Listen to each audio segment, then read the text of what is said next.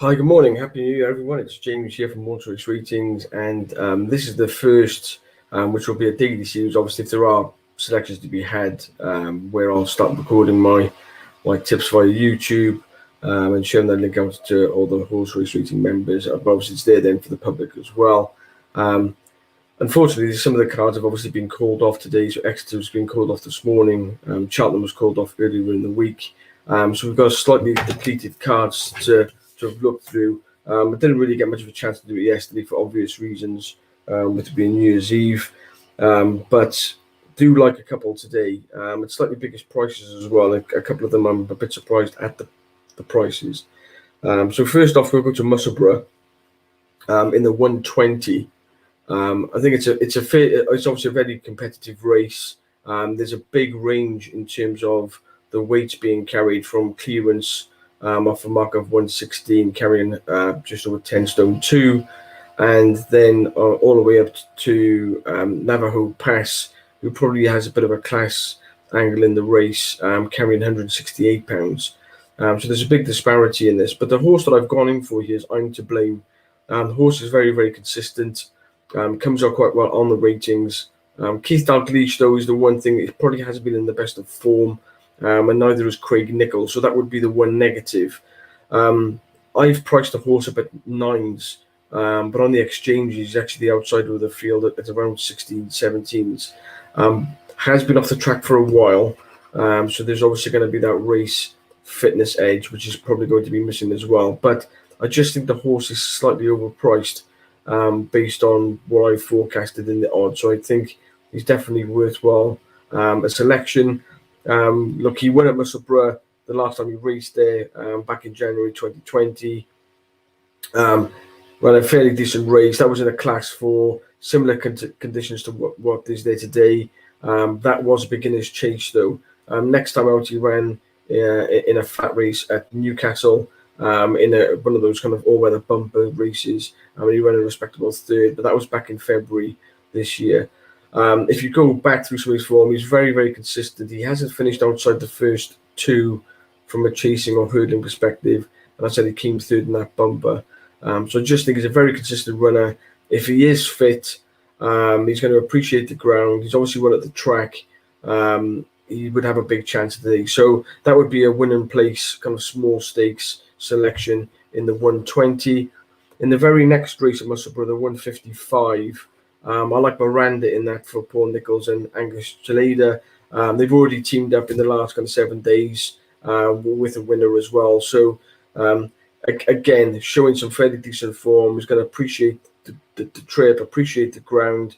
It is a fairly competitive field. The likes of Raymond, Pro Schemer, I think, and Rosie and Millie are ones to obviously keep an eye on. And then one a bit further down my ratings is Swaff and Bolbeck, but probably does need quite a bit to find, but is carrying that low weight. But Miranda, for me, just a standard sized bet on Miranda in the 155. Just the other race, just to have a note at Musselburgh, is the 305. I haven't actually bet anything in this, so these would just be a couple of fancies just based on the rating. So not really directly tips, but if you wanted to follow them, you can. And that's Gardle Victoire and Roman de Senam. It's just that they've come out particularly strong on strike rates on the ratings in that particular race. So if that comes to fruition, they might be fairly decent prices to back in that particular race. But it wouldn't be something that I would tip up directly, but it would be a race I'd probably look to trade in. I've got nothing else at Musselburgh.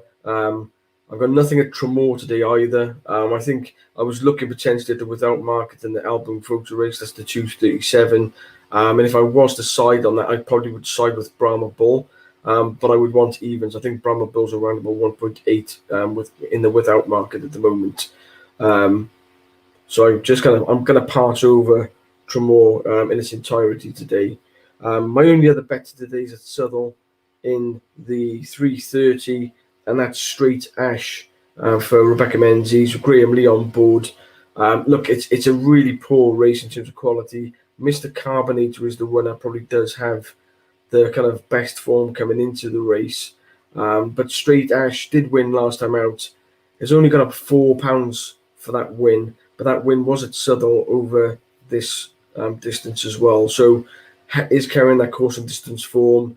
A lot of its runs previously have been over a lot shorter. It did have a couple of goes at 1 mile 2 in October, September and October, and did run quite well actually at Redcar on one of those occasions. So maybe the improvement has come from the step up in trip. But as I said, it's a very poor race, a bit inconsistent. But again, it's a win and place or each way type bet. So hopefully Graham Lee can get another good tune out of Straight Ash and get the job done in the 3:30 at Southall. And that's it for today's selections.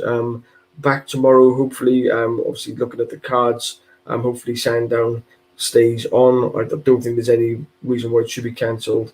Obviously, we've got the podcast that myself and Stephen, Architect Tips, did on Wednesday night. So we actually covered most of the big races at Sandown and the Mayor's Grade 3 at Ferry House on Sunday as well. So, but I will be back later on this evening, probably, or early tomorrow morning, looking at the races for Saturday. But good luck today with your selections.